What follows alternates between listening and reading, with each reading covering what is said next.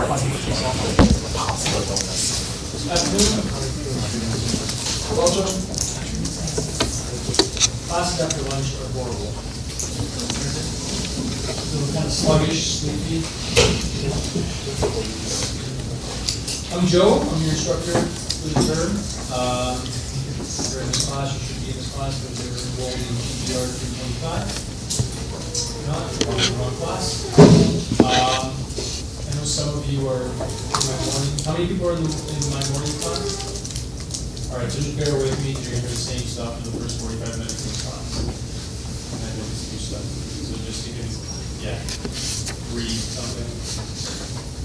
What I'm going to do first is go over the course outline and then tell you a little bit about myself. The major reason why I do that is so that you understand where my perspective is coming from when we talk about these kind of things. That I believe it's economic geography, industrialization. And then we'll get into a quick lecture.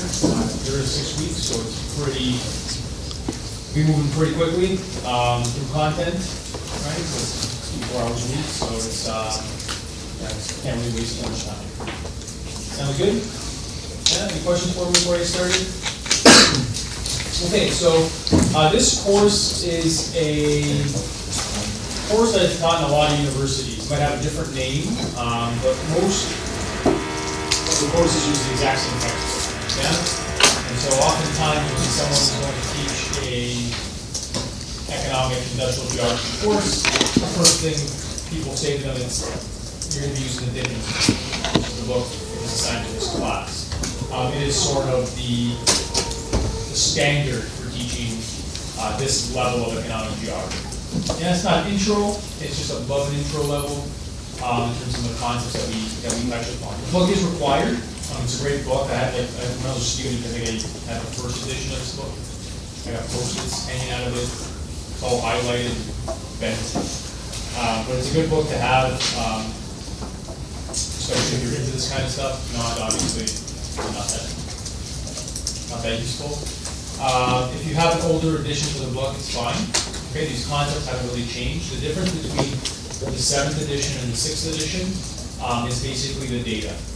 Okay, and I present both anyway. So I talk about stuff that happened in 08, or 2008 data, and then I think the rest of the data from like 2013.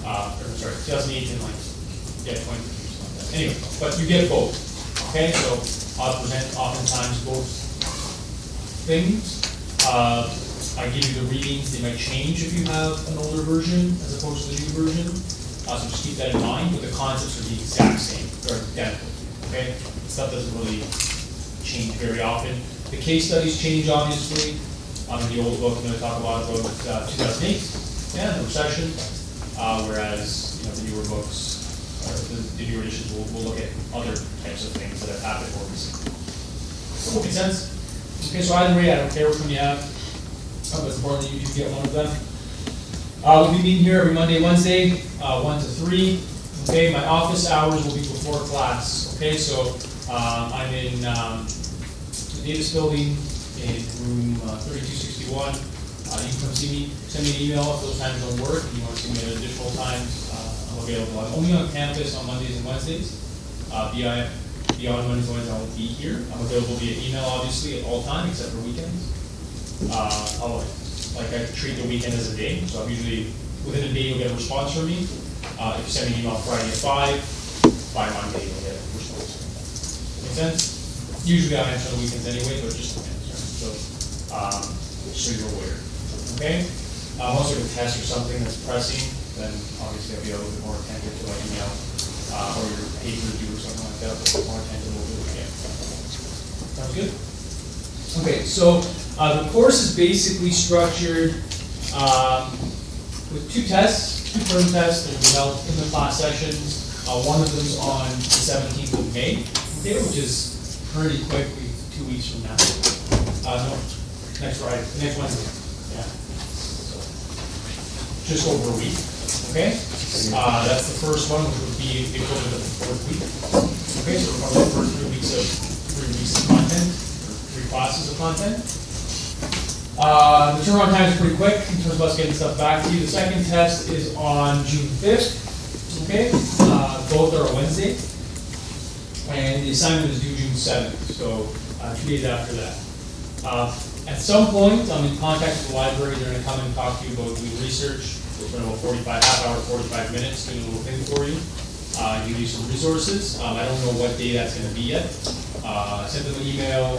They want to come in on the 17th. Obviously, they can't. And so we're still trying to work out a time for them to come in and do that. And that's for your research paper. I'll give you more details as the time comes towards that. That's to do with globalization. Of course, I'll explain it a little bit. But I'll be assigning it pretty quickly by next week. We'll have it assigned. Okay? Sounds good? The term tests are a combination of multiple choice and short answer. Okay? They're held here in class. They take about an hour and a half to complete. Okay? But you're given, so basically, an hour and a half. There's no class after, obviously. You write and that's it. Okay? Any questions about that? Nothing? No? It's, yeah, things move pretty quickly. So, according to the 10th class, there's a lot of sort of anecdotes, there's documentaries they're going to watch, there's a bunch of stuff that is built into this that they're not going to get. I'll give you an example, and so why class 10 is important. There's a lecture on, there's a documentary called The Commanding Heights. Commanding Heights it's about 3 hours long, 3.5 hours, the whole documentary. We don't watch 3.5 hours of the documentary. Yeah? Because it's ridiculous. But we watch portions of it. I don't post the portion that we watch. Yeah? You will be tested on this documentary or parts of it that we'll stop it, we'll discuss it, stop it, we'll discuss it. If you're not in class and you want to study for the test or you will have questions on the documentary, you're going to have to go and watch all 3.5 hours, which we don't watch. Yeah? I mean, in total, I think we watch about 40 minutes over the entire term. Yeah? Make sense? So it's important that you show up. To be honest with you, if I told you what section it was in, it's hard to get the context and not in class to discuss it, right? So it's important that you're here. You know, it's condensed, 6 weeks, easy not to come. I post on my slide, it's more incentive not to come. It's important that you come. Okay? Sound good? Okay. Any first years? Second? Third? Fourth? Anybody else? Awesome. You should all know how to write by this point. Yeah? Fair statement. I'll talk more about this when the assignment comes, but there's often a time when you have, as an instructor, as a student, I guess I didn't really pay attention to these things very much, but then as I ended up on the opposite side of this, I realized that a lot of students don't know how to write. And it's not that your writing skills are like, oh, just that person's a poor writer. It's that you don't know how to cite things. And improper citations equal plagiarism. It's just that simple, right? Like if you're taking something word for word and not putting quotations and you're paraphrasing, or you're going to cite it as it's paraphrased, or you don't cite it at all, these are very, very serious things to be doing. So I'm going to provide some resources for you, but I would assume that by this point you should know how to write. From that perspective, obviously, writing skills are writing skills. People have them, people don't. But you should be citing things properly. So I'll give you some resources to get closer to that. It's important that you do that properly because ignorance is no excuse. I have no patience for plagiarism at all. Yeah? And it's zero. Yeah? Okay? First year students kind of feel bad for them sometimes, right? From high school, maybe they didn't do it. Fair enough. You guys are third or fourth year. Anyone here not writing paper? Just the time being here? Right. So at some point you should have picked something up and learned how to do this. Okay, so that's just a quick note on that. If you're concerned, come and see me. I can sit with you. I can provide you resources. We can talk about it, not a problem. Okay? But it's obviously something that's important that you learn. Yeah, if you haven't done so yet. And I say this because I'm always surprised. Well, not really surprised anymore, but there's always, I always get 1 or 2 papers that have like 90% similarities. Everything's done to turn it in. Yeah, so everything's turn it in for your papers. Yeah. Okay, so just be very careful. If you're not sure, come see me. Okay? I had a couple of questions in the first class, and I didn't talk about this, but I probably should have, about like accommodations and stuff like that. So the test dates are set, yeah, we're gonna abide by these dates unless something unforeseeable happens. So these are the dates for your due dates. If you got trips planned, you have family coming from out of town, or whatever that might be, unfortunately, these aren't reasons for accommodation. And all accommodations are done centrally through the department, so it's out of my hands. You either show up for the test, or don't. If you don't, accommodations are requested to be made through the department, or will come down in form if it's denied or accepted. They don't even tell me anything. Yeah? So you just say yes, accommodate, or do not accommodate. There's no rewrites for the term test. Basically, you get a reweighted final. Okay? The finals were 40% of your final grade. If you're getting a reweighted final, and say you missed a term test, a lot of grade. And then a final exam, I'm sure most want. Obviously, things happen, and if required, obviously there's accommodations that can be made for you, but just keep in mind, okay? Those things solve this on the course outline anyway. Sounds good? Any questions? Okay, that's the most serious I'm going to be able to. We have. Check this out.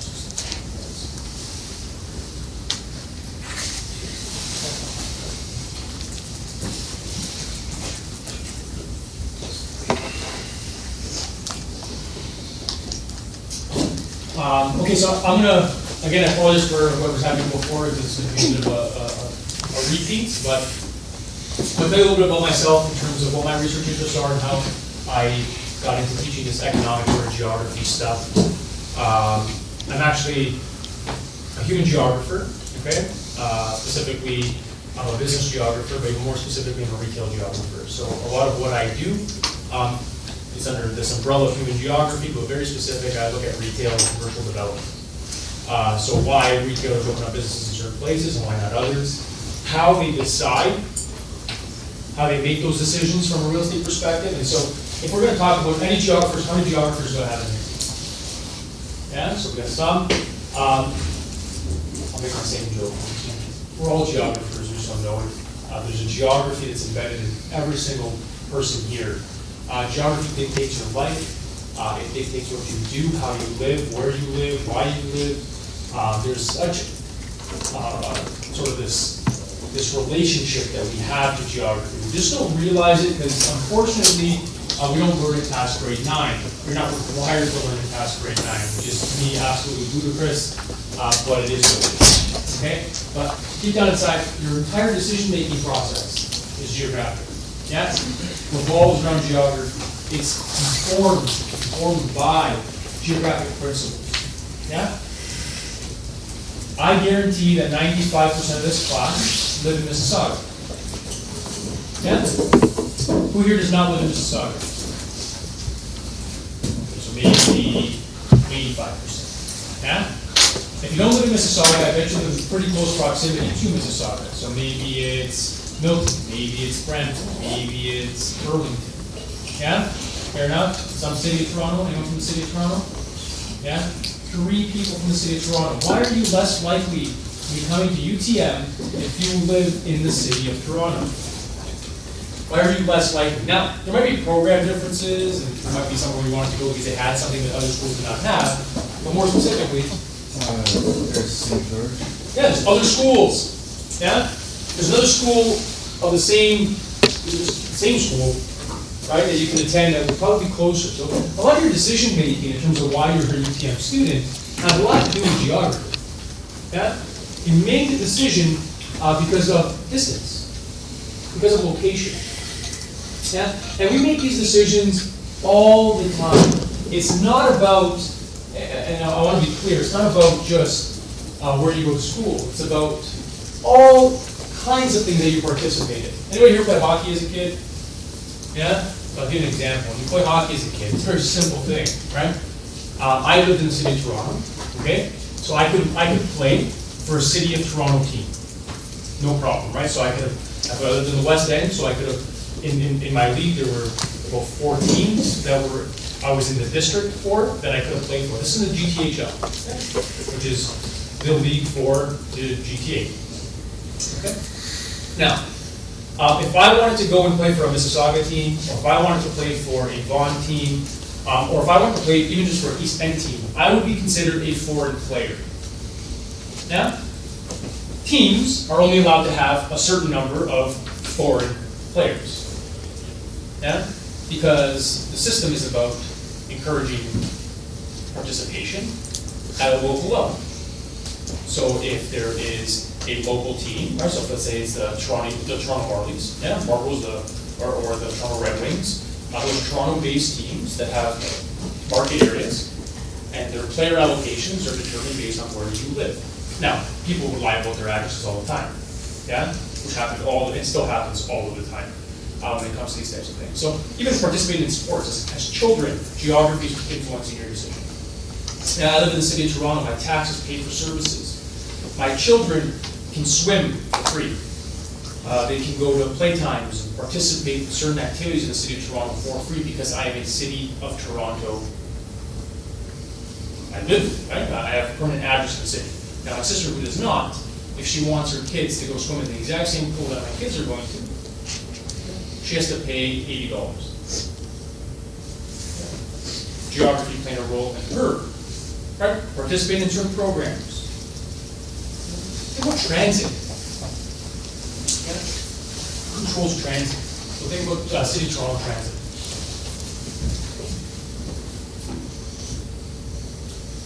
Who thinks Mississauga should have a subway system that links to the City of Toronto subway system? Thinks it'd be a good idea. That's a pretty good idea. Who should pay for it?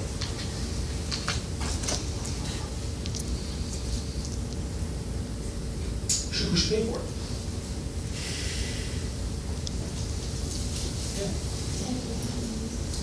Okay, the person that's actually paying.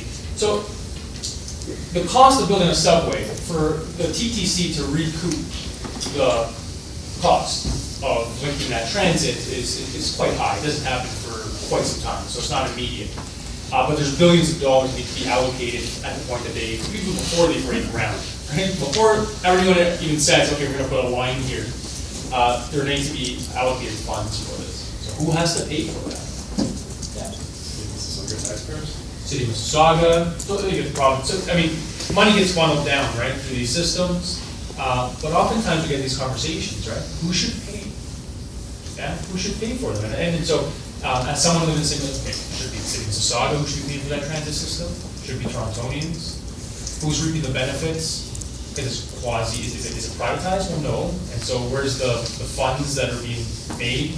Not for profit, but not for loss. Where are they being reallocated to? Who gets that? Yeah, it was really complicated. All that has to do with geography because of the borders. Where was that border? When Toronto became a mega city, it was like, okay, well, it just makes sense. But that changed a lot of things, right? So, for example, I lived in Etobicoke. My garbage collection was always private. Yeah, always, since I would remember. I never had to pay for garbage. Like, I never had a city-run garbage collection. Yeah, so when Rob Ford became mayor, okay, he was the mayor of the city. There was all this talk about what was going to happen, right? What are we going to do? Are we going to privatize the entire system? What was going to happen? So they opted for this quasi-privatization. Now, Rob Ford was living in this, he was an Etobicoke resident, and so that played a role in terms of his decision-making for those types of things. But these were like serious issues. What do you do with employees? Yeah, we get paid to do that. You fire them, lay them off, relocate them. Is it cheaper? Is it costly? More costly? Is it done at that level? I can't remember. Remember when the strike happened in the city? Like it was during Caravan. I don't remember this, but it was a disaster. And then there was a huge rat issue. Yeah, because people were dumping their garbage on the lake shore. Yeah, because what do? You produce garbage at home, but no one's there to take your garbage. I used to have family members that would drive their garbage to my house. Yeah, literally. Because, well, everybody else was having a strike. I wasn't, because it was privatized. Because it's privatized, it's a strike, you just hire somebody else. Right? It's just that simple. I want to make something clear here. I'm not saying that privatized garbage collection is good. Yeah? Nor am I saying that it's bad. There's pros and cons to all of this, but just to give you an example. Geography, those boundaries will dictate what happens and how it happens. There's legacy there, there's a history there. And so, like, here's the Mississauga. I bet you that the mall that the majority of you shop at is probably square one. On occasion, if you live close to Erin Mills Town Center, you might go to Erin Mills for the small stuff, but if you have to go like holiday shopping, yeah, buy a big high order gift for somebody, you want to minimize the risk involved in your shopping, you're probably going to take that extra trip, right, to square one. That's geography playing a role in your decision. Now, for example, you're probably not driving to Yorkdale. You're aware Yorkdale exists, you know Yorkdale's there, you know that Yorkdale's offerings are comparable to that of Square One, and thus, when you make your decision in terms of where you're going to go, you're making it based on geography. Yeah? And this is embedded in every single thing that we do. You're sat on your couch, talk to a friend, say, hey, what are we going to do tonight? I don't know, man, what are you going to do? I don't know, what are you going to do? I don't know, what are you going to do? Go back and forth for a while, sometimes someone says, oh, I want to go over here, grab some food. Man, that's too far. That's too far. That's geography. Right? That company lost you as a patron because you were beyond their market area. You're beyond their boundaries. Yeah? That's geography in practice. So we're all geographers. We all make decisions based off geography. We all appreciate geography in terms of time and money. Yeah? We realize these things, it's just that, you know, as a discipline, we kind of forget what geography is. Okay, so I care about retail, specifically business, where they locate, why they locate, and when they locate. I did a lot of work with Walmart, okay, so I think I mentioned this morning as well, but I love Walmart. Don't throw anything at me. People always get really upset when I say this. Like I've said this in like meetings before, and I've been like, people like staring at me like, what's wrong with you? How can you like this company? And I like it because they grew to be one of the largest retailers in the world because of the geographic perspective and understanding the geography of the market. And that's why they are the size that they are. They got blamed for killing the Main Street. I drew this morning, but I'll draw it again. They got blamed for killing the Main Street. Well, BS, they didn't kill anything. Because people had to be willing to drive up there to get those products. It's that simple, right? So where did they kill them? Anyway, where they located was, let's say that we had 2 markets, yeah? Or 4 markets rather, yeah? These are major highways. Where did Walmart locate? Yeah? Intersection? Right here. On the periphery, yeah? Of small towns. And so what happened was the people from the downtowns, right here in Main Streets, typically owned by mom and pop shops, yeah? What it basically did was it forced people out of these sectors to travel up here. But did Walmart really kill the Main Street? Or was it the automobile? Yeah? If we had no car, would they have done that? No, so people can move faster and farther for a lot cheaper. And as a result of that, they start to make the decisions based off that. And all Walmart did was leverage the fact that people were mobile. Walmart started in the 1950s. Yeah? 1950s. Sam Walton opened up Ben Franklin 5 and down. Okay? Grew that to be one of the largest general merchandise retailer in the world.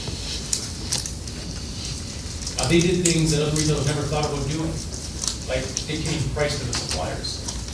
And before Walmart's time, you used to go to a supplier and say, all right, man, I want to buy 5,000 units of that. How much is it? And they would say, it's this much.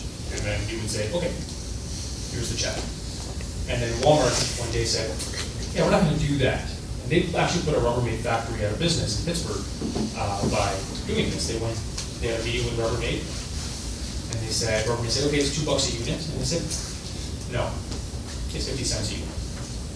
And Rubbermaid's like, no, it's $2 a unit. And he said, no, it's 50 cents a unit. And then eventually Rubbermaid said, well, buy. Walmart said, okay, bye, and they left. And when the largest retailer in your marketplace decides to cut a contract with you, that's problematic. Yeah? All of a sudden, they started to look at suppliers in different marketplaces where they could reduce costs, driven by capitalists. capitalism driven by profit, yeah? And, I mean, they kind of revolutionized the way that business was done, yeah? So it's pretty fascinating. They're a pretty fascinating company.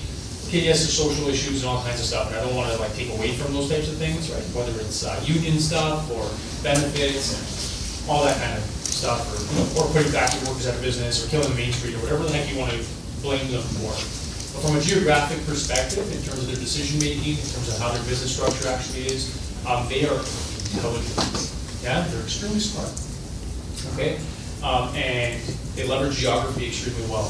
Yeah, they're like, I mean, their growth strategy is rooted in understanding geographic preferences, understanding mobility, understanding how and where to locate in order to drive profit. Pretty cool. That's why I like Walmart. I don't deal with Walmart anymore. I still like them, still keep an eye on them. But I don't really look at the markets where companies go. I now look at how they make the decision. Yeah. So what are the elements in decision making that would actually dictate or determine, or contribute to a company deciding to go to one place over another? So a lot of what I do now is data driven. Yeah. So, question. You ever think about geography? Or retail? You know why I like retail geography? Can anyone here not shop? We all do. I have a 10-month-old and a 2.5-year-old, and they shop. Yeah, I shop on their behalf, but they're consumers. Yeah, I gotta buy them things. Yeah, like trust me, I don't want diapers. Yeah, but I'm buying that for me. Right? I'm buying it because they require it. That makes them a consumer. Yeah. When I decide where to live, do you think that plays a role? Yeah. What, am I looking for other families? Do you think that's an important aspect to my decision making if I'm looking for a new resident? Of course. Right? I want to live somewhere, I want there to be people like me. Yeah? And that can be, for some people, ethnic. That could be religious. That could be, which could be ethnic. Yeah? That could be driven by income. That could be driven by age, sex, all kinds of different things. Yeah? A variety of things can drive that decision. I ever wonder why gas stations, before I get into this, just to end off on this idea of geography, the importance of geography. You ever wonder why gas stations are always across the street from one another? Who here wonders why? Who here knows why? Anyone think that's weird? Two ways of traffic flow. So, traffic flow, so you intercept. People aren't loyal to gas stations necessarily, although some people are. They have the card, they have points or something like that, so they could be loyal. So yeah, flow of traffic. What else?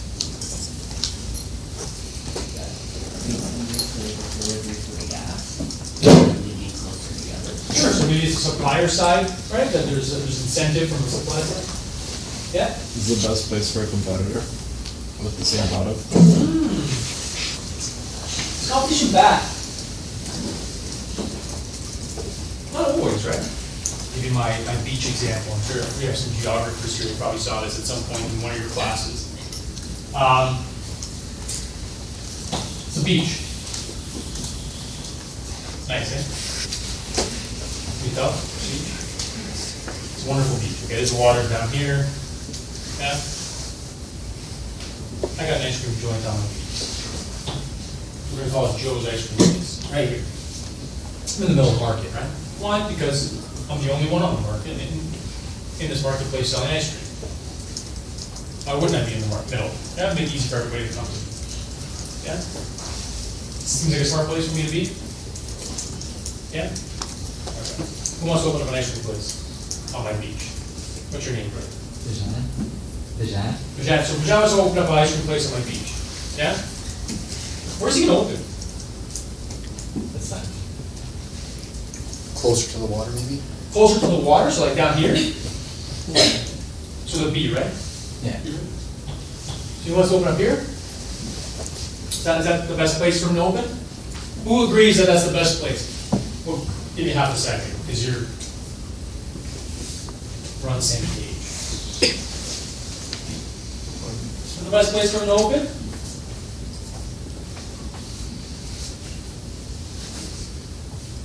Who thinks that's the best place for him to open? Or who thinks that's an okay place for him to open? An okay, it's not the best, but an okay place. Let's assume we both sell the same ice cream. It's identical in service, supply, everything. So the ice cream that you get at my ice cream place, and the ice cream that you get at his ice cream place is identical. Yeah? Tastes the same, looks the same, feels the same, melts the same.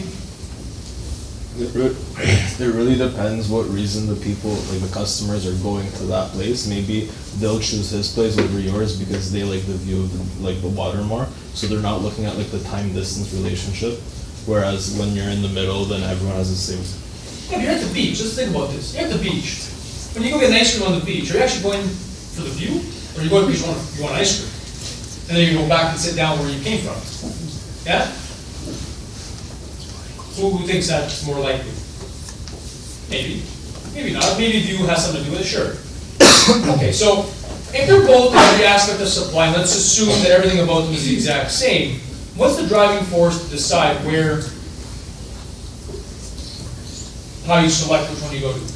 I would say like closer to the original one, just like, and then like it's a competition thing, and like the example of the gas station where you can have like. Okay, yeah, you're not wrong.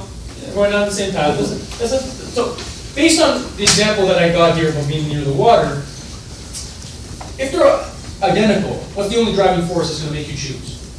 Distance. Distance is the only thing that's going to make you choose. Why? Because they're identical. I'm going to get the exact same stuff. Identical. Tastes the same, looks the same, feels the same, service is the same. All of it is identical.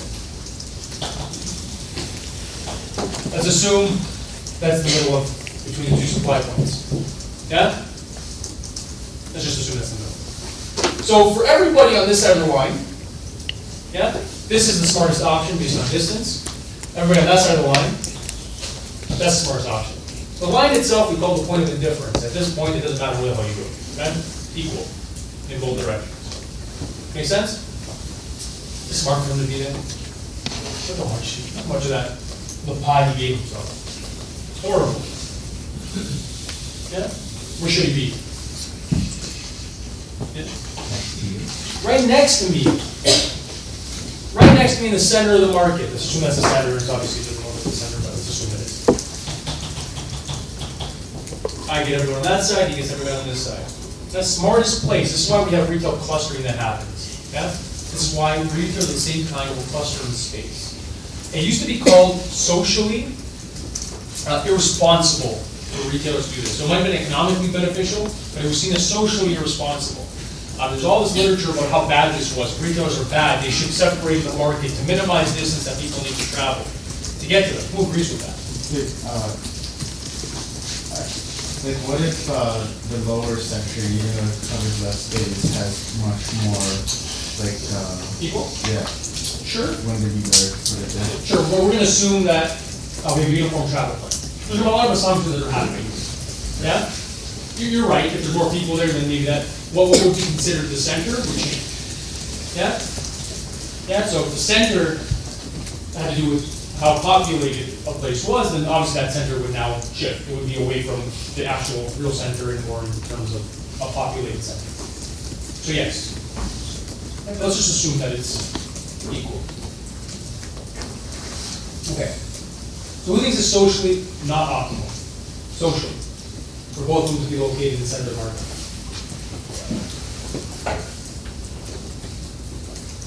This is a bad thing for people. Who thinks this would be better?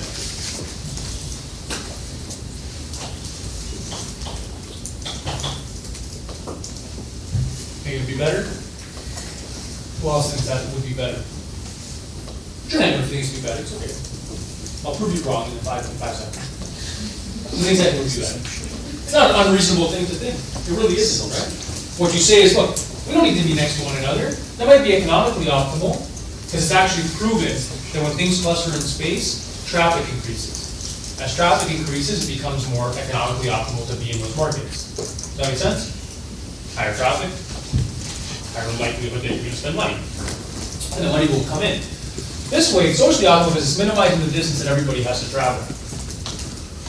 Yeah? So nobody has to travel that far to get there. Now let me ask you a question. How many people here like shopping? Like enjoy it? It's a pleasant thing to do.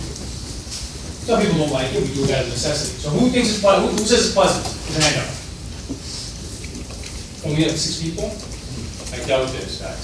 Who likes shopping? All right. Same 6 people. Okay, so you like shopping, right? You enjoy shopping. Let me ask you why you don't go to that isolated retailer in the middle, like this, right next to your house that sells shoes, and why you opt to go to a mall. Because you can go, like, let's say, I want to be a socially optimal shoe salesman. I want to open up a shoe store that is closer to a part of the market, away from the rest of the competition. Why is that a bad business decision?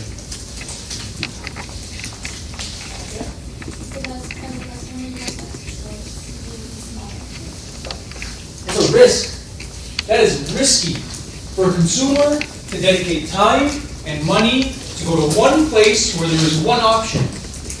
It's risky because the likelihood of you leaving dissatisfied is greater than if you go to a market or a place in that market which has options and lots of them. That area becomes a lot more attractive, doesn't it? And so it's actually less socially optimal to do this. You minimize the total risk for the consumer by locating in the center of that market. Yeah? And this is why we have retail clustering that happens at the center. We see this, right? So we have retail strips, malls, shopping centers, right? Why it happens? Think about square one. Think about all the growth that happens in a very small area. What's the downtown of Mississauga? What's Mississauga's downtown? Is it? It's traditionally what, because Square One was built in the 70s. Yeah? For Ontario and Dundas. Is that where this, yeah? Streetsville. Right? Streetsville was typically, it was traditionally the downtown. That was the main street. That was Mississauga's main street. Yeah? That was downtown Mississauga. Yeah? Who thinks Streetsville is downtown Mississauga? It's Square One. Yeah? You have schools, employments, shopping, entertainment, everything is clustered in a space. Hey, Mississauga has its own skyline now. Yeah? You have a skyline. Which is like, I don't know about you guys, but that's an indicator for me for cities. It's the skyline. Yeah, I have a thing for cities. So when I travel, I always want to see the city skyline. Yeah? There's something about it. Yeah? You have one now, which you didn't have, really. Yeah? Because clustering that actually takes place. So we see it happen in practice. This is the same principle. What happens if I move my store here? What should you do? You stay there, or should you move with me?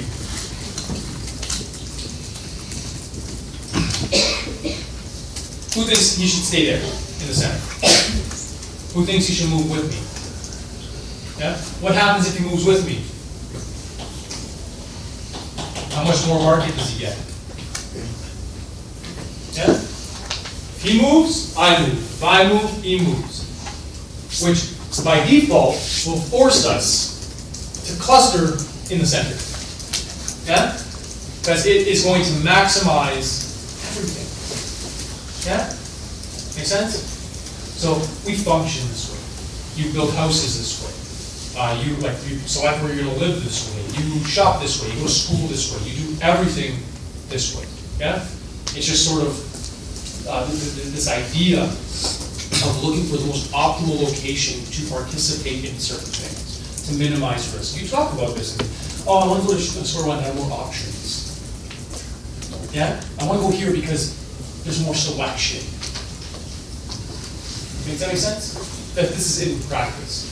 This was actually developed in like the 19th, it was done by hoteling in like the 1940s or something like that, this theory. The hoteling model. And anyway, eventually, it's like, anyway, things existed this way, it's an economic model, and it's existed always. as a result of this in that sort of way. Now, what becomes the main street of where that market is, change, the nature of it changes, what it looks like, will change, but the idea of it is identical. That's pretty cool. There's your ice cream again. Who wants ice cream? A lot of people here have been asking their postal code when they go to a store. Yeah, all of us? What's the point of that? What's the point? Why you ask the postal code? Yeah. See where your consumers are coming from. See where your consumers go. Oh, I don't care where they're coming from. How do I care about that? Yeah. To collect data? About where they're coming from, but why do I care about that? Yeah. So they know where they can put the line of indifference. Not the line of indifference, you need to identify what the spatial extent is. At what point in space does my demand fall to zero? So if I was to take your postal codes, then store, you guys all came here, painters in my store, I can actually draw a line in space, real geography, and identify a market limit at which point demand goes to zero, and no one is willing to come to my store. It's too far. Yeah? I can identify what my market range is by asking for the postal code. How many people here lie about their postal codes? Be honest. What do you normally lie about? The first 3 digits or the last 3 digits or all of them? Who here lies about the last 3? Yeah? First 3? First 3's too risky to lie about. Yeah? That you're committed to that lie. It might sound something ridiculous. You always kind of just say the first 3 and then you kind of second guess yourself and do the last 3 incorrectly. Yeah? Don't do it. I'll tell you why. Right? So, I'm going to show my psychic abilities again. Did it this morning. You ready for it? Okay, who lives in Mississauga? Your postal codes start with the letter L. Yeah? Yeah, that's pretty good, eh? I'm going to go on a limb here and say L5. Maybe some L4s? Yeah? Okay, you with me? How do I know that? I'm not psychic. Should offer a service. Guess your postal code. I can guess your birthday within 3 days. Yeah? Believe me. Within 3 days I can guess anybody's here's birthday. Really? Yeah? You're down, ready? Right? I bet you were born within 3 days. I bet you were born on a Wednesday.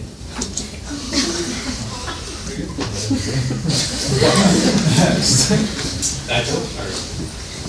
I got lots of jokes in the world. All right.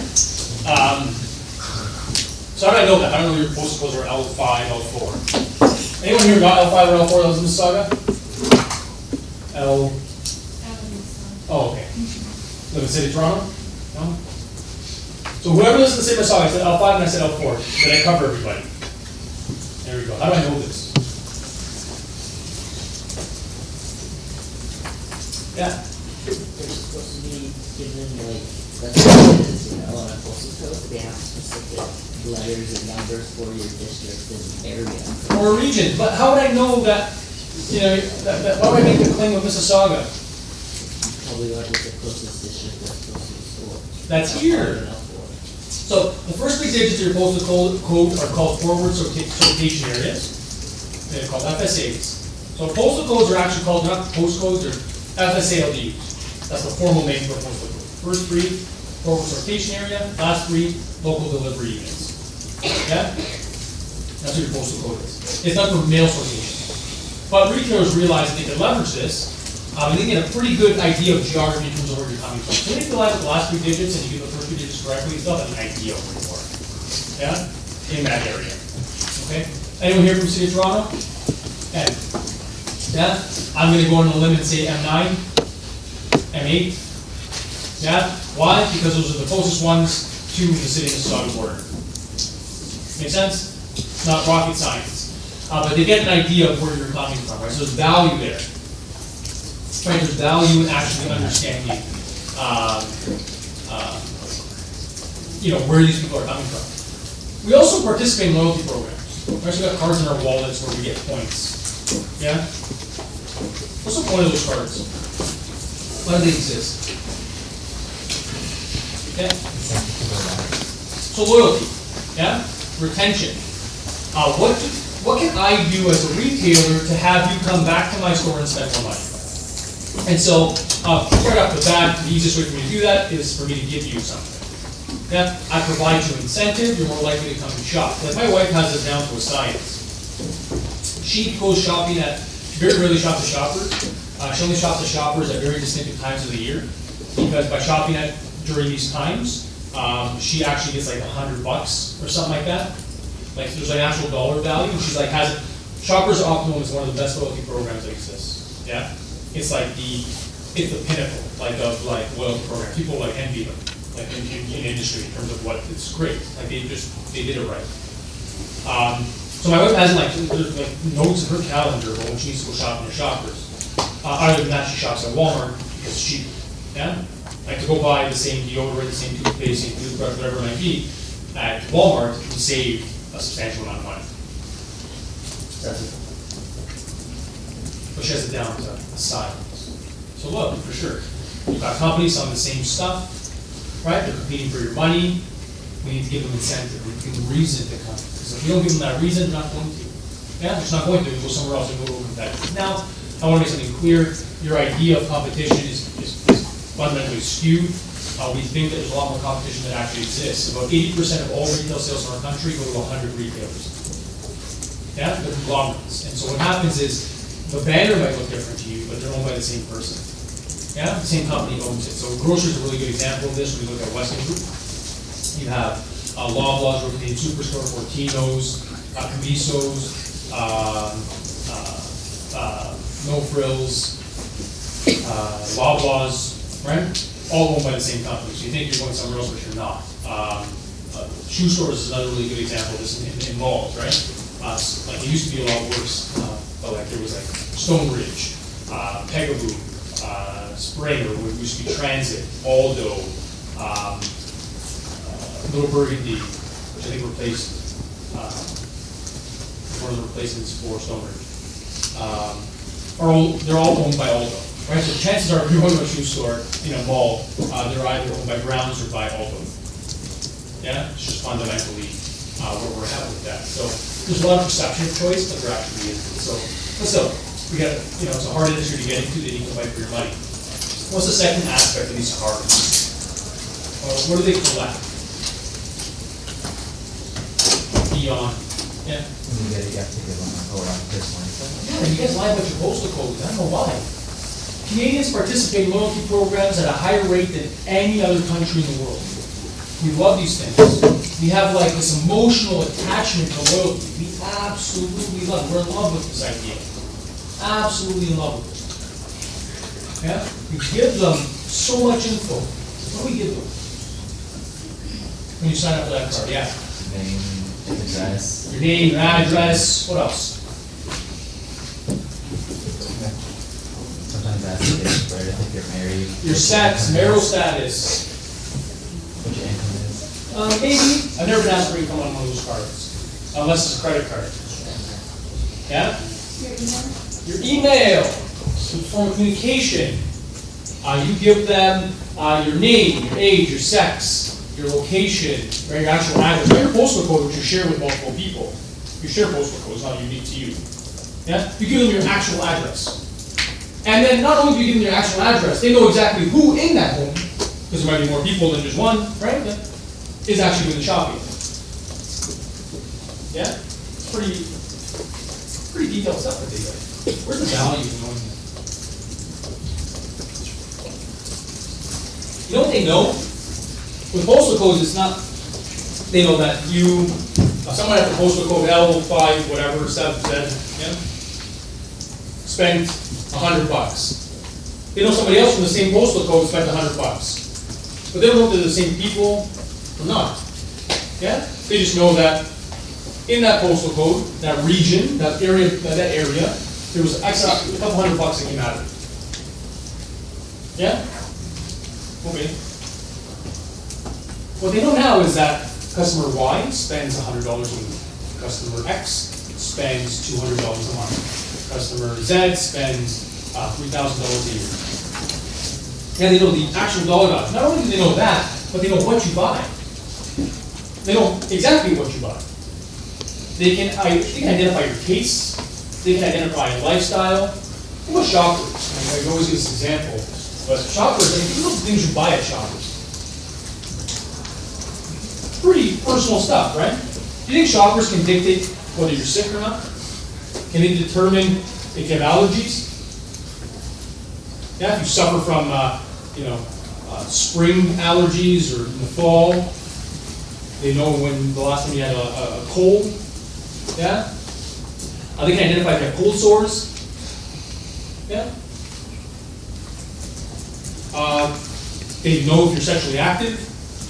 They don't know if which ones of their customers are sexually active, but they determine and say, I don't know if you're sexually active, but I know you are. I don't know if you are, but I know you are, and so on and so forth. Could they do that? Yes? Yeah? Could they determine menstrual cycles? Do you think they can? Who thinks that they cannot do that? Who thinks they can? Who's not sure? They can't. Target in the US, I'll show you this story because I think it's fascinating. It's not what people realize. Now, I don't want to scare you guys. No one is sitting at Shoppers Drug Mart watching you and saying, all right. Okay, you got your period today. I'm not doing this, okay? They have mathematicians run algorithms, and what they do is they funnel through data, and they try to find temporal and spatial indicators that will determine certain things, i.e. maybe pregnancy. Yeah, so they target in the US, a loyalty program, a young girl, she would go there bi-monthly, or whatever it was, to buy certain feminine hygiene products, she would buy them. She did it for years. One day she went in there and she bought her pregnancy test. So shopping habit changed. Now again, no one was watching her specifically. All of a sudden, her shopping habits changed again, 3 months, 4 months lapsed, and she didn't go and she didn't buy certain products. Yeah? Target put 2 and 2 together, the algorithm spit her out and said, hey man, this girl's pregnant. Right? They figured it out. They said, look, her shopping habits have changed to the point that we're pretty sure she's pregnant. Send her a package to her house. So they did. Sent her back to her house and congratulations on her pregnancy. Here's some coupons for like baby stuff. Yeah? Problem was her father opened the mail. She was 17 years old and out of wedlock. Yeah? And what Target did in that instance, without realizing it, was they took away her choice. Yeah? They eliminated her choice. What if she was having a party the next day to tell everybody that she was pregnant? It was one of those, they do this like, you cut the cake, it's blue inside, it's a boy, yeah? What do they call it? Gender reveal party? Yeah, gender reveal parties, right? They tend to do these things. Maybe she was having one of those. Yeah, she didn't tell anybody she was pregnant yet, but she was doing those like surprise party. Maybe she was raped. Maybe she had an abortion and didn't tell anybody she was pregnant. Yeah, think about what Target did in that one. It's pretty scary. Now when you actually sit and think about it, it's not necessarily the most reassuring or comforting sort of thing that you can have happen. Yeah? That data used to be very static. Now it's dynamic. How many of you have, so the reason I tell you this is it's actually used. Yeah, this data is used in decision making. How many of you here have smartphones? How many of you guys have apps linked to your smartphones that are linked to loyalty? So Starbucks is a really good example of this. Yeah? Starbucks now not only know where you live, yeah, and where you buy your coffee, but they know everything in between. Because your GPS information, locational information, is tabulated. Okay? They know how you got there, where you go, how far from your home. Do you bypass one Starbucks to go to another? Yeah? Do you drink it on the weekend? Do you not drink on the weekend because there's no Starbucks near your house? Are you drinking during the week because there's Starbucks near your work? They understand this. They can see it. Yeah, they actually are able to see this. And so what I look at is how that data is leveraged. It all has a geographic extent. Do they actually leverage that data to make decisions?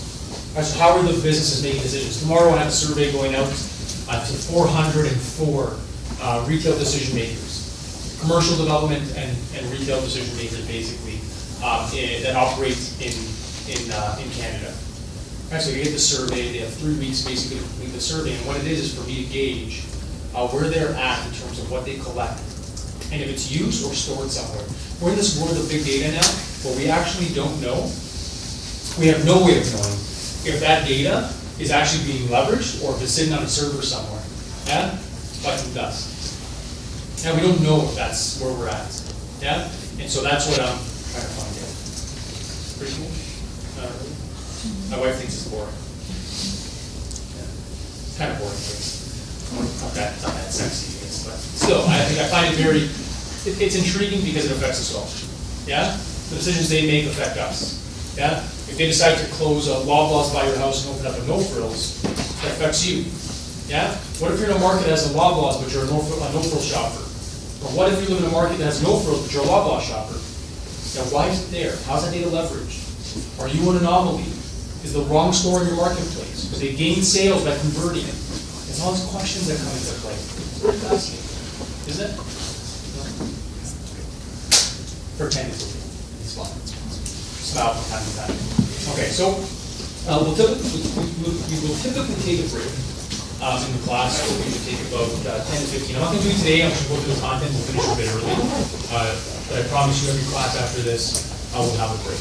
Attention spans last about 45 minutes, and then people are in and go to lunch. So I promise we'll do a break just today, given the fact of the introduction and all that. Just faster for us to go through it.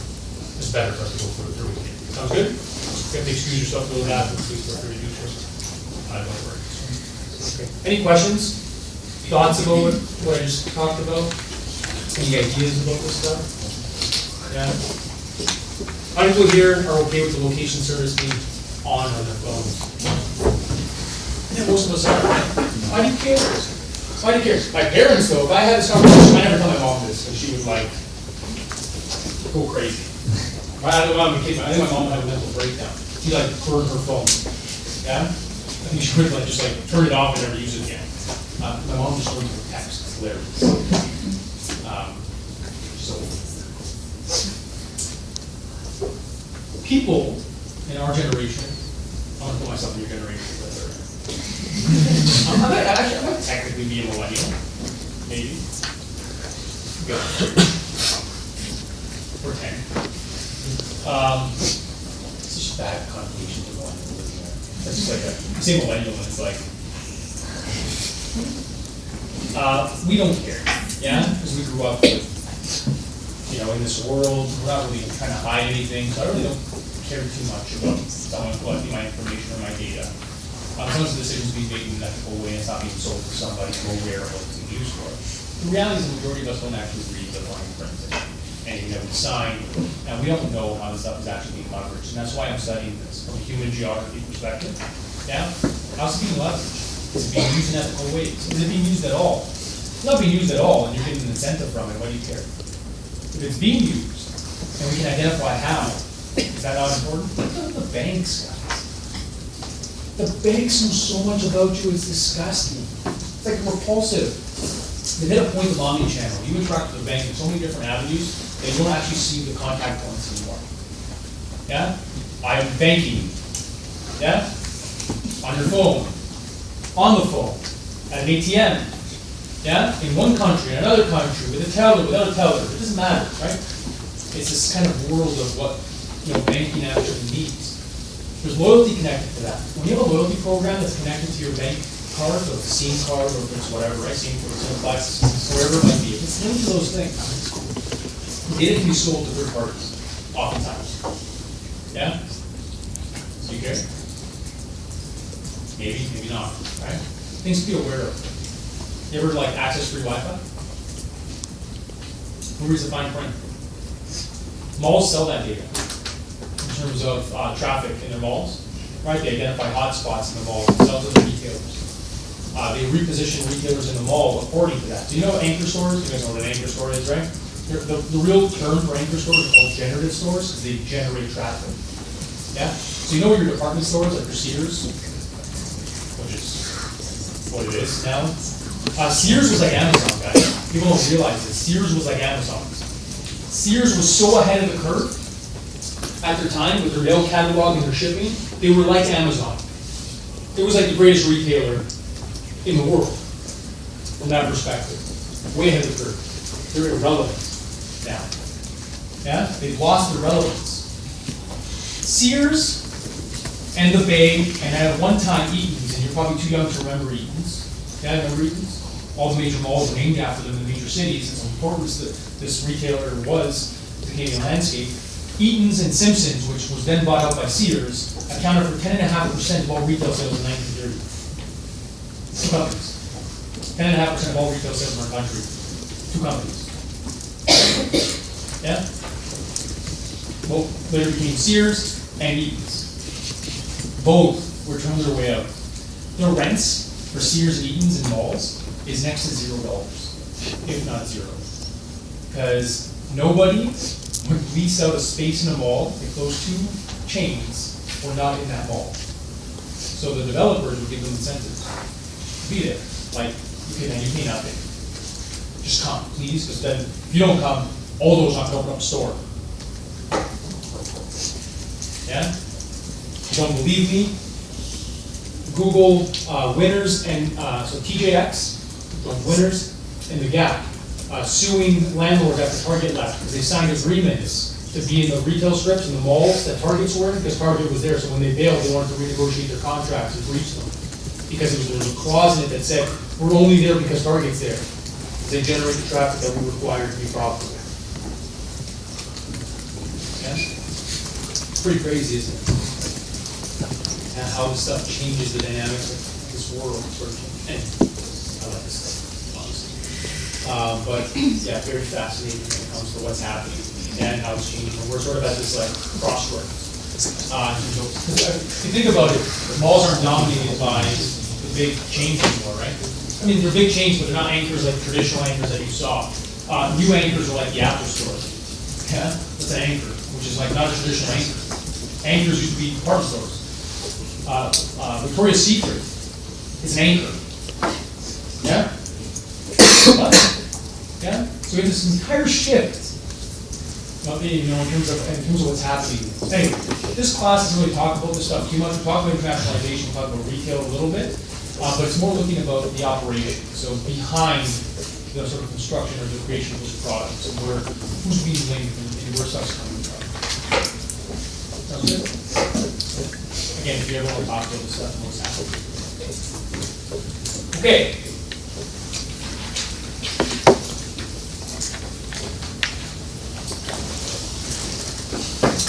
Who likes coffee?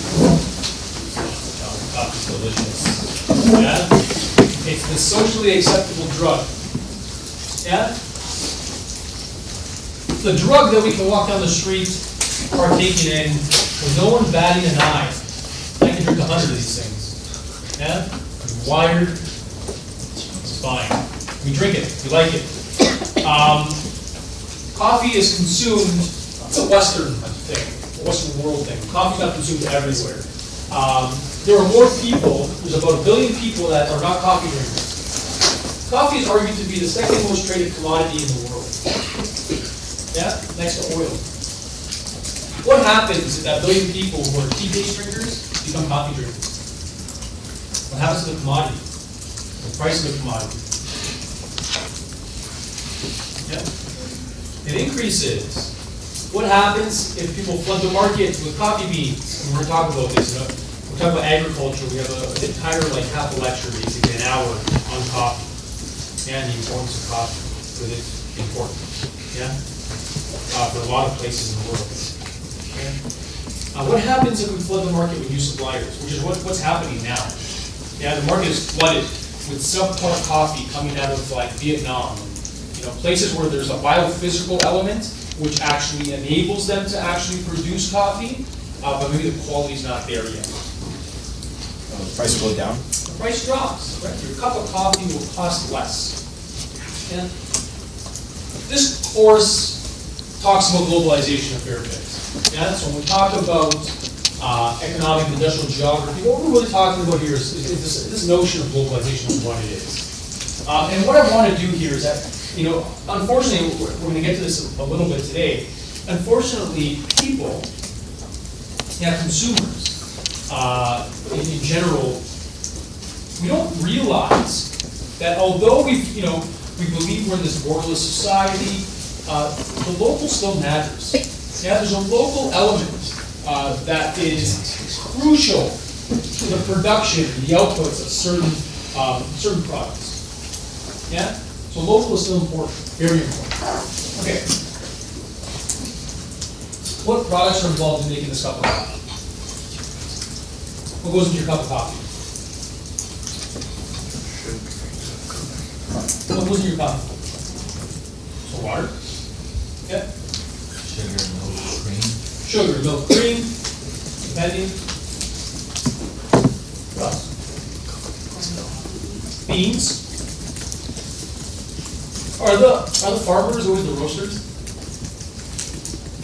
So you got coffee growers, you got the coffee roasters, yeah, that roast the beans. You're not drinking coffee, bean like in its raw form. Yeah, what else? Yeah, People that make the cup. paper, plastic. Yeah, all of these things go into your cup of coffee. Your cup of coffee comes from a variety of different places. Yeah, I got Starbucks. I picked the Starbucks coffee because of geography. Yeah, are you a fan of Starbucks? Yeah, and I prefer to make my own coffee. Yeah, but I bought a Starbucks coffee because I was near Starbucks. Yeah, come to class, I want something to drink. Got a coffee. Yeah. This coffee, this cup, this lid, the contents link many different places. Yeah? With very complex geographies. Can I grow coffee here? Can I grow coffee here? Maybe. If I made certain conditions to be able to grow, but can I mass produce? Is this like, can we mass produce coffee for the marketplace? No. Why? Why can't I mass produce coffee for the marketplace? Yeah. The climate isn't suit production of coffee beans, must be the greenhouse. Yeah, so there's, we don't have the climatic requirement for that to actually take place. Yeah, I have a fig tree. Okay, so I have a fig tree. I bury, so I keep this fig tree. I get one fig a year if I'm lucky. Yeah, if I'm lucky, I get one fig a year. So my parents are Italian. I was born in Canada, and you know, when I was a kid, I used to hate gardening, or like making tomato sauce, or like curing meats and stuff like that. And as I got older, I became really into this, like abnormally into this, where this is what I do. My wife just laughs because she thinks like I'm an old, like I do what my grandfather does. Anyway, I got this fig tree. A family came from Italy, and I was like, buddy, bring me a fig tree. And so they split the tree up for farmers, split the tree, bring me this stupid little fig tree. And I grew it, and it's like, yay big now. I get like one fig a year if I'm lucky. If the weather was right, it will die if I don't do this. So I have two choices. I can do one, is I can dig it up and bring it in my basement. I can bring it in my basement, and, you know, hope it doesn't die. Or, which I read is a much better option, is you dig a hole 6 feet deep. Yeah? And you bury it. Yeah? 6 feet. Cover it. And then, now, did it last weekend, you dig it up and you replant it. Yeah? That's what I have to do to get one fig. It's a lot of work for one fig. Yeah? Now, when I have that fig, I call everybody over. Yeah, we all share the fig. Very delicious. Actually, it usually tastes horrible. But I'm hoping it's going to get to a point that I can sustain this. Yeah? I got apples, I got pears, which grow perfectly in this environment. I don't have to dig up my apple tree. Yeah, I had a cherry tree in my backyard for years. It died, but it was a good 25 years old, this cherry tree. I'd have to dig it up and bury it. I had a plum tree, an apricot tree. Didn't have to do those things to it. Yeah. I can't have figs. I have to work hard to have a fig. Same thing with coffee. Unfortunately, there are limits to where your coffee can be grown. Yeah. There's geographic requirements in terms of the environment. Yeah. That are needed for a cup of coffee to exist. Yeah. To have the properties to make a cup of coffee. Sugar. comes from certain places, not other places. It might be refined in different places, but sugarcane is sugarcane, yeah? You grow it in certain markets and only in certain markets. Plastics, yeah? The water source, yeah, oftentimes very local, yeah? It's extremely local. And so the point I'm trying to get at here is that there are many places that are linked to create the day-to-day things that we use, i.e. your coffee, yeah? It's one thing that we do a lot, right? We drink a lot of coffee. So many places are linked to make that coffee. To the point that this idea of labels that indicate a country of origin, yeah, are no longer relevant. What does it mean for someone to say, oh, it's made in China, when the design is not from China? Yeah, it was designed in the States. I know the Lacoste shirts used to say, they don't say it anymore, but they used to say, designed in France, made in Peru. Designed in France, made in Peru. What the hell does that mean? Where's the textile, the actual fabrics coming from? Yeah? Where's the cotton grow? Are there migrant workers that are collecting, that are picking that material for it to actually be produced? We have skilled laborers, unskilled laborers. What are their countries of origin? Yeah? So it's a very complex thing, isn't it? Right? It's not like, it's not black or white. It's, there's lots of shades of gray in terms of how things are produced and where they come from. Who likes McDonald's? Yeah? No, I think also somewhat. It's something exciting when you're on a vacation and you see the golden arches, right? Like, it's an American company, but it feels Canadian. They have their own division here, actually, so they're Canadian partner. They operate in this market as a subsidy of its own. First of all, what's McDonald's primary business? What's their primary business? This is the largest fast food chain in the world. What's their business? What do they do? What's their primary business?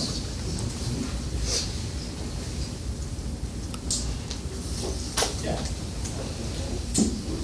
What's their primary business? Yeah. Fries. Real estate. Real estate. They own more real estate than any other company in the world. It is unrealistic for us to look at McDonald's as anything but a real estate company. It just so happens they sell burgers from those locations. Yeah? But they're in real estate. Yeah, they own a lot of it. A ridiculous amount of it. Yeah? Who here has eaten at a McDonald's outside of Canada? And not Canada and the US, we'll say. Yeah? Does it taste the same? That's the difference, right? You grab that burger, yeah? Burger is different in every place where you go. So McDonald's, the Big Extra, right? Remember the Big Extra? They don't do it anymore. But that was like the burger that changed names, right? It was the same thing. It was called something different in every market it was in. So like, it was called like a McRoyal in France, yeah? And like, whatever. It was the same thing, same topping, but cheese did. Or had a different name in different places. So what tastes different? Because it's standardized, and this is cookie cutter business. Yeah? The burger is done the exact same way, right? They're still using the same condiments. I mean, the biggest difference is in some markets, you might be able to get a beer with it. In other markets, you can't.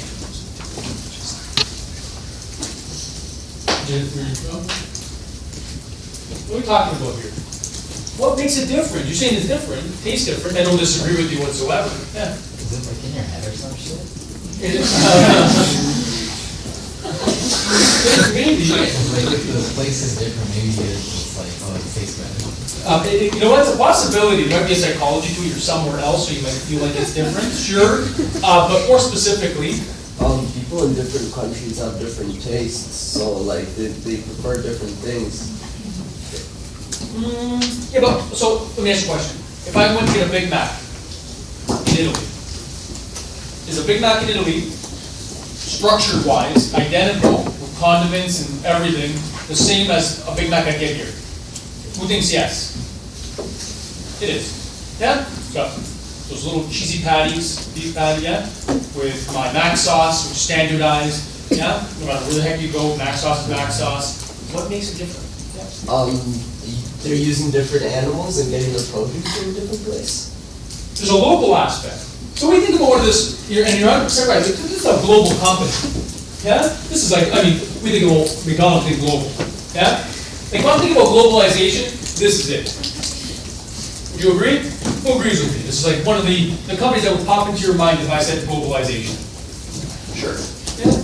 I can't think of a country I've been to that doesn't have McDonald's. I don't know if I've ever been in a country that does not have McDonald's.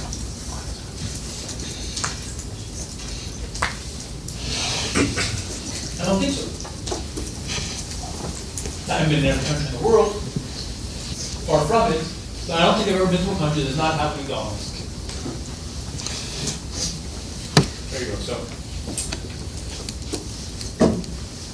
I think global, because everywhere I've ever been, I see those golden arches, I know what it is. Yeah? The difference is their laws. States actually regulate. Yeah, there's regulation in where meat and meat byproducts can be sourced from. Things like cheese, things like cattle. Yeah? Does that make sense? Those are local. The produce is local. So you have a global company that relies on those local aspects. Yeah? To be able to sell their product. Yeah, they need them. They need those agreements for it to happen. One, from a state perspective, right? So from a regulation perspective. Two, people want different things. Does everybody eat beef? Is the cow sacred in some cultures? Yeah, would you likely be in a market where it would, you know, would you expect there to be maybe no beef burgers? Sure. How about vegetarian? Yeah. Does that make sense? So again, those tastes. I know part of Italy my parents are from. They got a McDonald's not that long ago, maybe about 7 or 8 years ago, in the town over. Okay, and so the town's small, maybe 110,000 people. The town over, which is the province. So it's the province of Frosinone. They had a first division soccer team last year for the first time ever, which was like a huge deal for me. And maybe the only team. And they might be going back there next year, which is exciting. Small town. Yeah? Everyone travels to the main city to go get this McDonald's. And they have burgers named after the region. People from the province of Frosinone are called Sciujato. They have a burger called La Sciujato, which is referring to that taste. It's a big extra on a veggie bread. Yeah? No, I'm not kidding you. It's a big extra, but it has like a ciabatta on it. More Italian.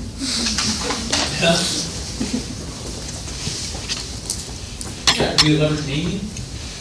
Alcohol. Yeah? You go to Europe, you go to McDonald's, you get beer. Like I remember it was the weirdest thing because I like beer, but every time I've ever gone to a McDonald's, I get a Coke. Yeah, that's my like. What do you do when you go? I get a Coke. Right? Sure, I wouldn't mind having a beer with my meal. Remember, I was in the first time I was backpacking. I was in Spain and I went to McDonald's, and the guy was like, "What do you want to drink?" And he's like, "The beer, wine." Like, this is like so bizarre. Think about the history of those things. Why isn't alcohol served in some markets here? So, what's your last call for alcohol? We actually did a study. We have every single time. I work full time at Ryerson, okay? I'm going to teach here on occasion, one course in term and then in summer sometimes. We have every single 911 call anyone's ever made in the province of Ontario since 1991. Just you made a 911 call, we have your data. It's stored on I can't access it. It's stored on a server, don't worry. Your names are suppressed. We know what the call was for and all that kind of stuff. And they looked at head injury. And one of the things that they found was there was a high incidence, or a high clustering of head injuries in the club district in temporal in the hours of 2 and 4 in the morning.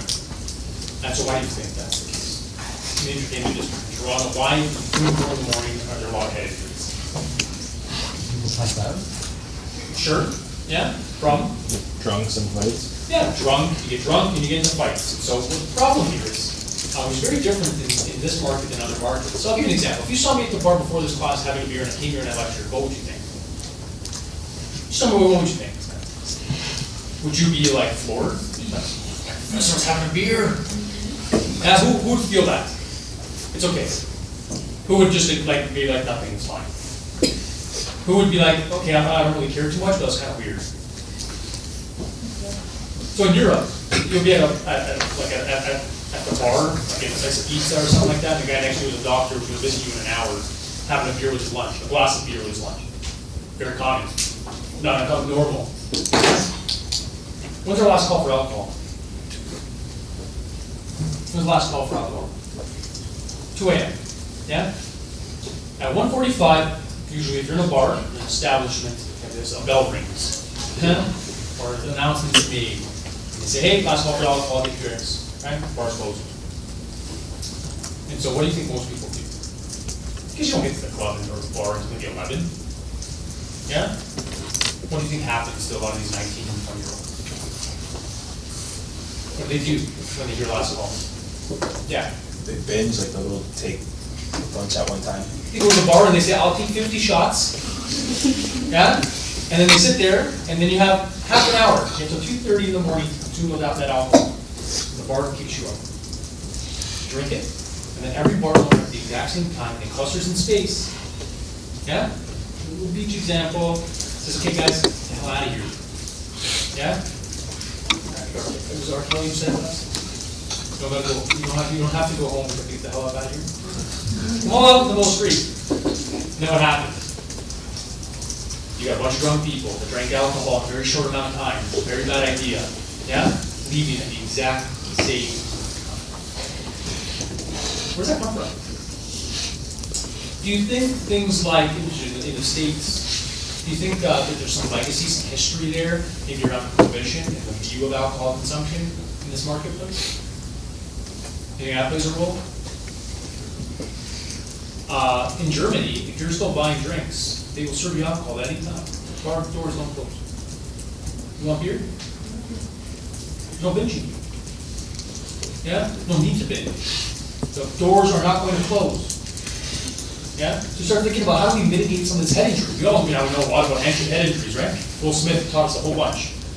Yeah? You want to watch that movie? I'm the only person I watched that movie. So we know like how bad head injuries are. So if you want to mitigate some of that stuff, how do you do it? How do you change the laws around these types of things? And how people view and interpret those things. Does that make sense? Yeah, it's a stupid example. Whatever, but still, these are things, right, that you need to start to consider. There's a legacy there, there's history to what it is. So in those markets, it would be ludicrous for somebody to go to a restaurant, even fast food, and not be able to get an alcoholic beverage with their meal. They would be like, what? Like, I want to be, you know, some people, okay, bye. I'm going to go to the pizza joint next door that sells beer. Because we're going to eat a half beer. Yeah? Like, it's embedded in some cultures. Right? It's a social thing. It's just, when you eat, you have a glass of wine. You don't have a bottle of wine, you have a glass. Yeah? Right? So there's some culture where that happens.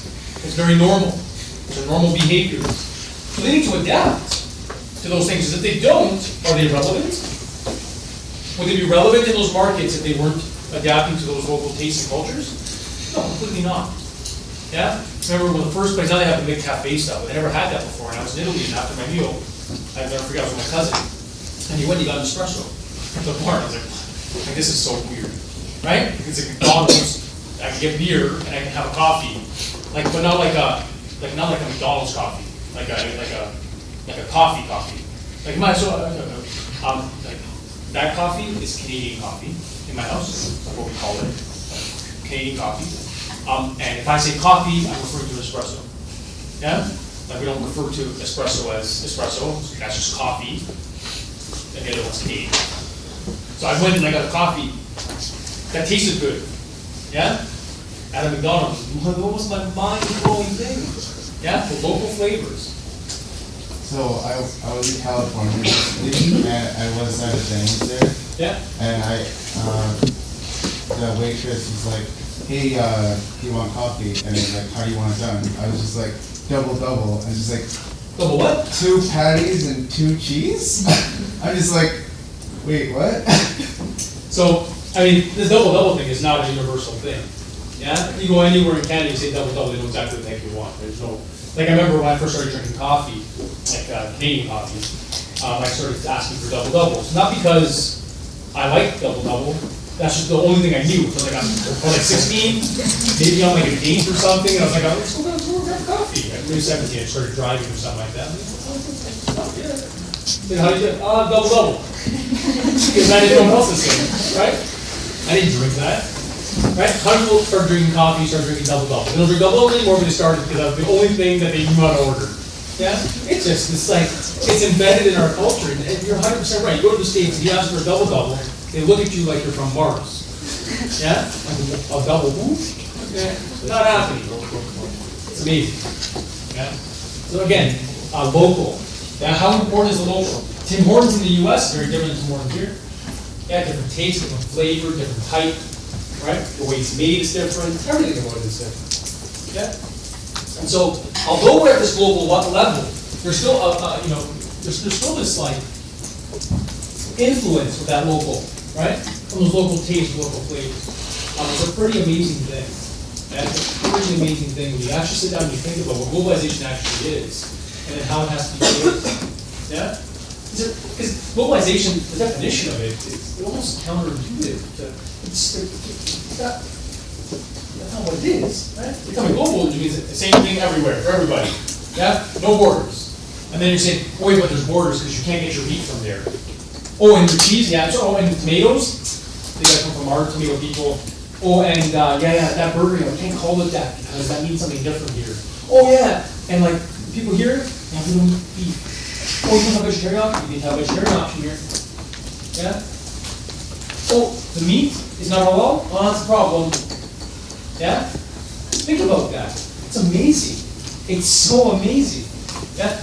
In a market like this, we don't really think about these things too much because it's very multicultural, but in some places it's not. Yeah? And so these are like, it's just pretty fantastic. Yeah?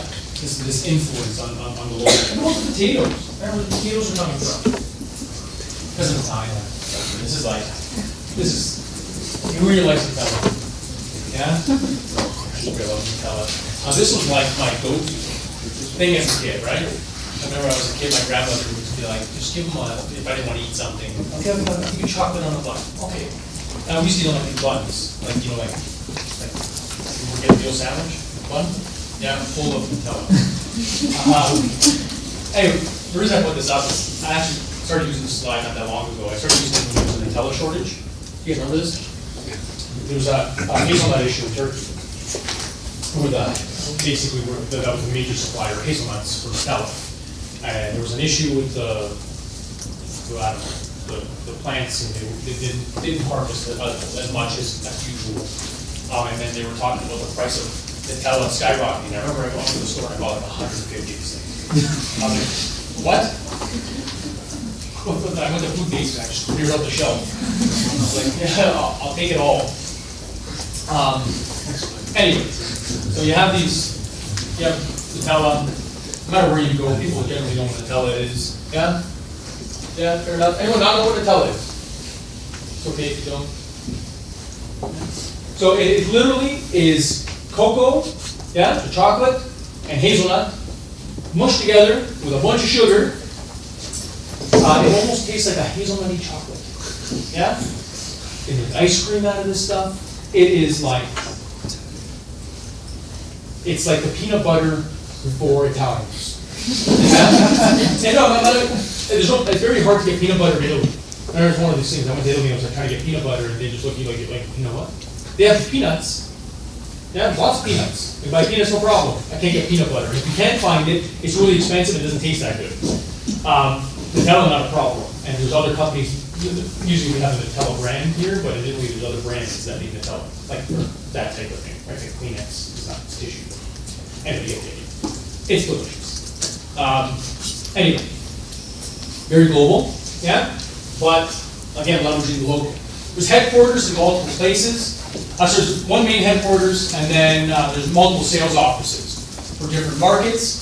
The products that come in to make the actual product are being sourced from a variety of places. So hazelnuts from Turkey, yeah, we know this. There's lots of hazelnuts in Turkey. sugar from Brazil, cocoa from Nigeria, palm oil from Malaysia, vanilla extract from China. So all these different places are coming together. The company's origins are from Italy. Yeah, there's Italian, that's why, not to say that only Italians eat Nutella, it's just an Italian company. Yeah, it originated there. Yeah. Factories for processing are multiple places. There's one in Bradford, Ontario.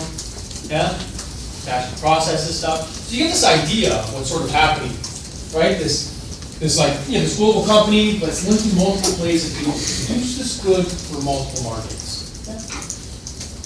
Sounds cool?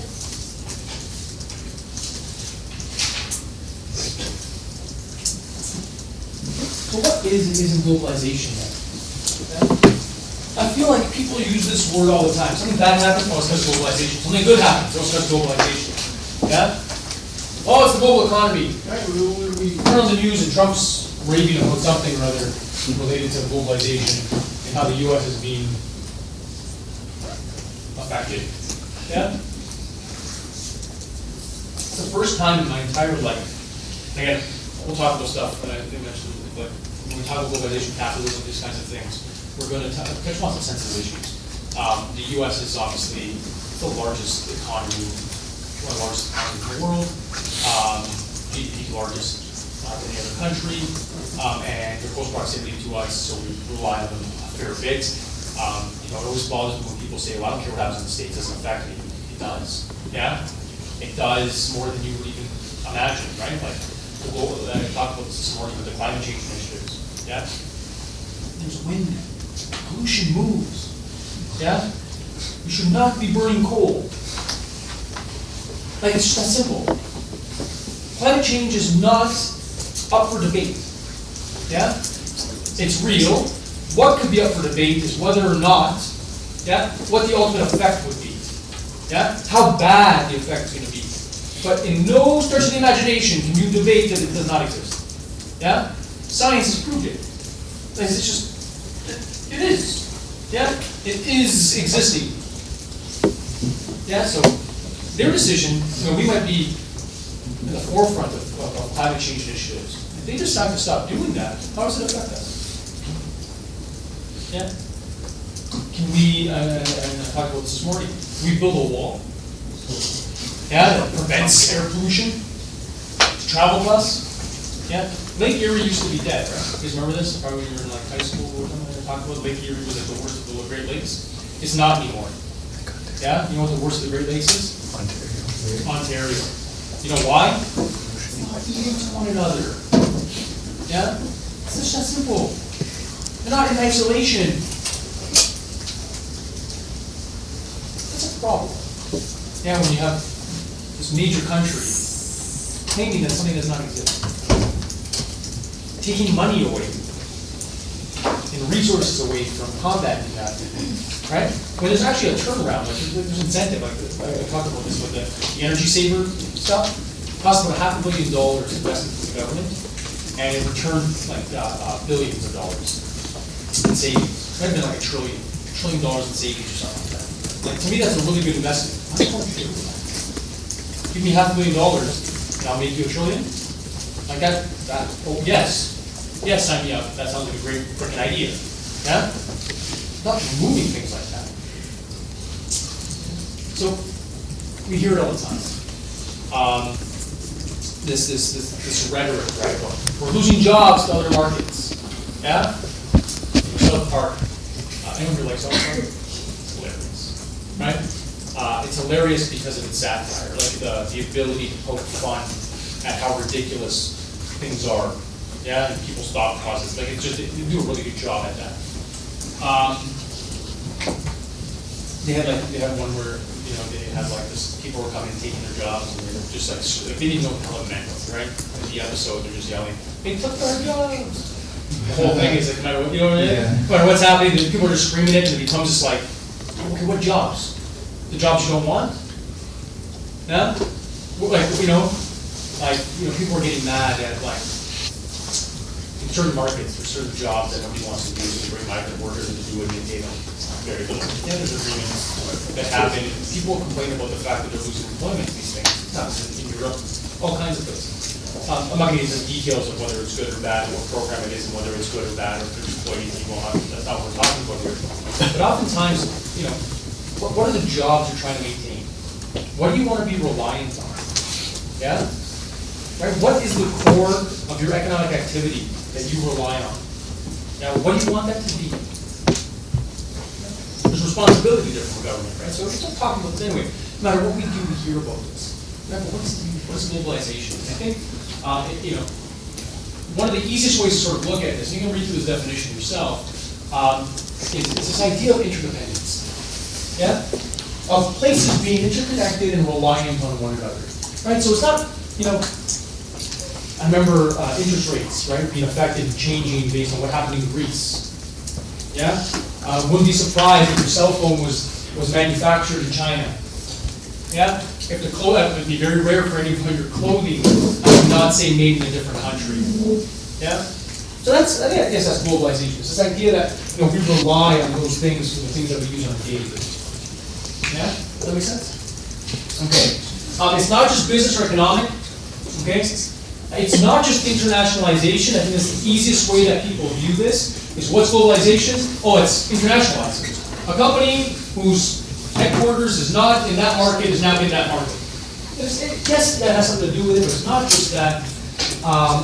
We're looking at this from a market and production standpoint. So people, the demand, and the supply. Okay?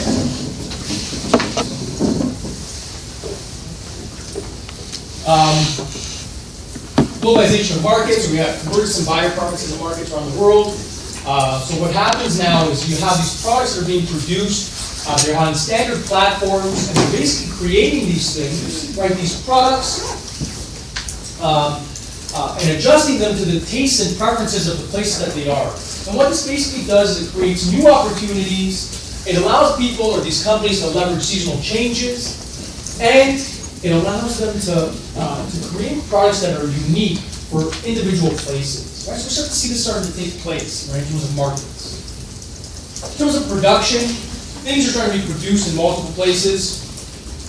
Okay, so if you think about this, this is a really good example. Semiconductor. Anyone know what a semiconductor is? Yeah, I'm looking at a bunch of semiconductors. Well, not specifically at them, but they're in like all of electronics. Semiconductors. The R&D for semiconductors is done in Houston. The idea for the product was actually hatched in Singapore. The concept design was done in Singapore. The engineering was done in Taiwan, and the final assembly is done in Singapore, Australia, China, and India. Generally done by expats, certain parts of this, right? People that have left their countries to go to different places for work. And then obviously it's in a bunch of stuff and it's all over the place. And so it's in a bunch of different markets. Oftentimes very negative when we think about production globalization. We think about we outsource for cheaper labor as opposed to expertise. Yeah, like Taiwan is really good at doing the etching for these semiconductors, and so what ends up happening is that's where they go to get done because they have the expertise, which means that they can do it better than other places, which is a cost savings. Yeah, it's not necessarily exploiting. So unfortunately, we think about textiles all the time. Yeah, we hear things about textiles when I think about globalization and outsourcing, right? We think, oh, clothes being made somewhere else and paying those people peanuts. Yes, that happens. Yes. You know, labor costs, labor conditions change in different markets. But at the end of the day, right, sometimes you're leveraging quality, yeah, in different marketplaces, and not just quantity. Okay, so maximize cost, minimize cost, and maximize quality is sort of the goal in these types of things. The largest body of opinion around globalization is this hyper-globalism kind of mentality. And it's this idea that, you know, that we live in a geography of borders, like borders no longer matter. There's no more national. It's all about the globe as a whole. Now, we know this is not true. Yeah? This doesn't really exist because states control what can actually happen and not happen. So the local is still very important, i.e. in the McDonald's example. Okay? We also have anti-globalists. So these are people that view global markets as destructive forces that are only a privilege for a very small minority, and those are the only people that benefit off this. And so it's a very negative thing, right? Not good. And then we have skeptical internationalists, and that's sort of where I fall personally. And it's this idea that it's not new. Yeah? It's not new. It's not a new thing. Globalization is not new. Yeah? It's not global, a new type of global. What we have is deep and shallow integration that is happening. Because we can date globalization to colonialism. Yeah? It's a form. Yeah? So what kind do we have? And I think the biggest thing is some of the instruments, yeah, that create globalization. Some of the new technology that are making it appear, have basically created this hyper-globalist kind of mentality. The fact that information and communication, we can transport it much faster.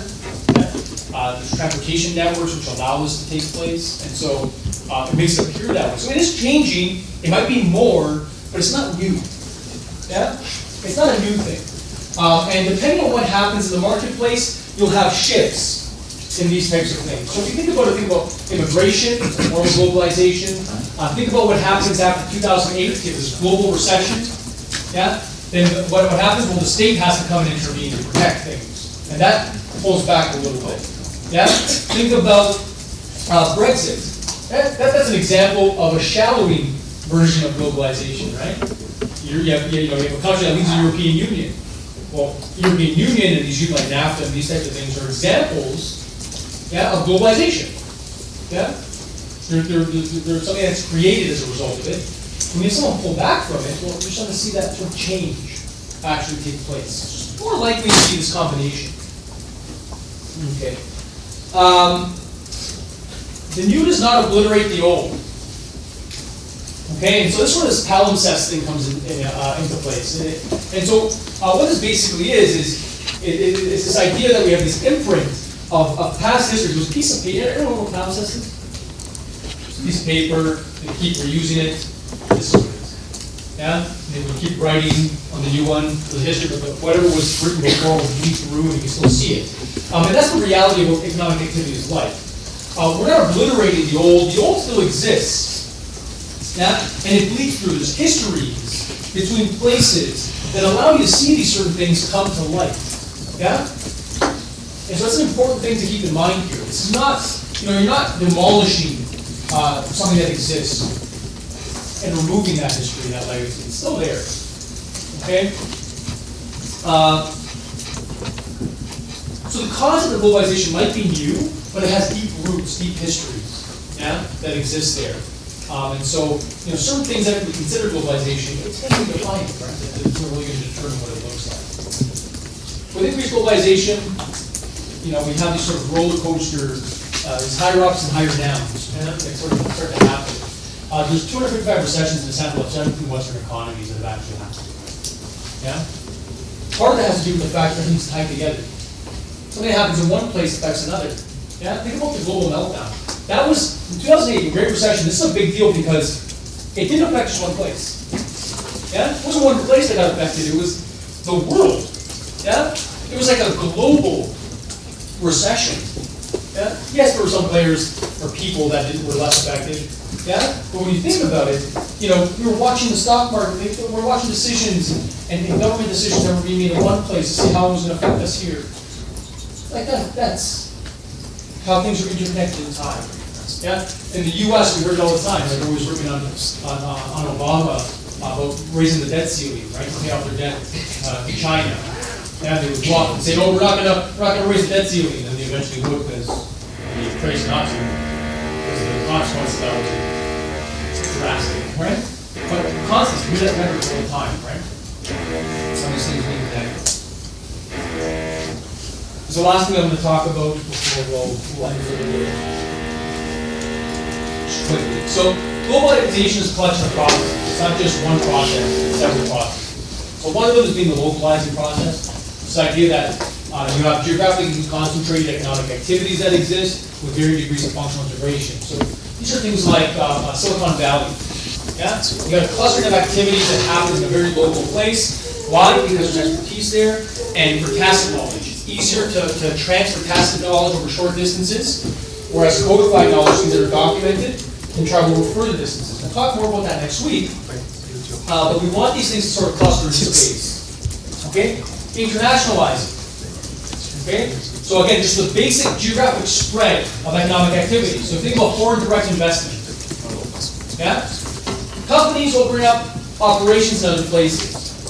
You think globalizing, which is both extensive geographic spread and a high degree of functional integration within those markets, and regionalizing. This has things to do with things like the European Union and NAFTA, where you create these regional agreements that allow trade to be free, freer, that allow products to move over space a lot more freer, easier, at a cheaper cost. Okay, so we'll end up there. I'm going to send you an article that you guys need to read. This is on the papaya. I'm going to send that to you guys today. Okay? Make sure it's right by the next class. We'll finish up this lecture and move on with that.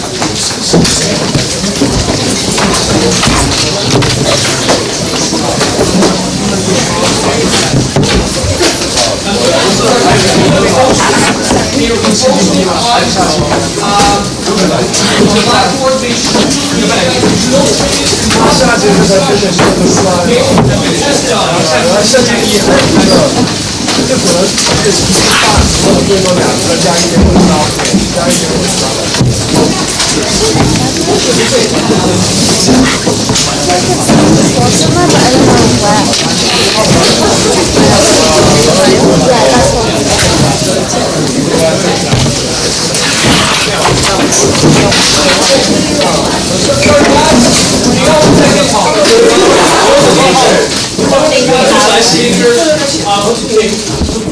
honestly, if you're walking back to Davis, you pass by the office, you drop off your notes, you get a reference letter at the end of it, you're helping somebody else, make sure to please email me, and I will send you the details. If you take good notes, there's no harm in doing this, okay? You're going to be obviously helping someone else. Please consider it.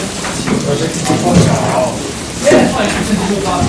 Just drop me an email and I can send it over.